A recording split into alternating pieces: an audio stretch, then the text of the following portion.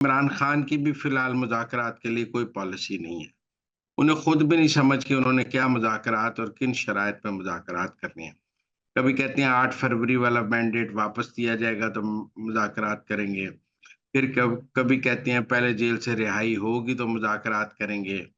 कभी कुछ कहते हैं, तो मेरे ख़्याल में कब मुज़ाकरात पर ना इमरान खान क्लियर हैं, ना एस्टेब्लिशमेंट क्लियर है।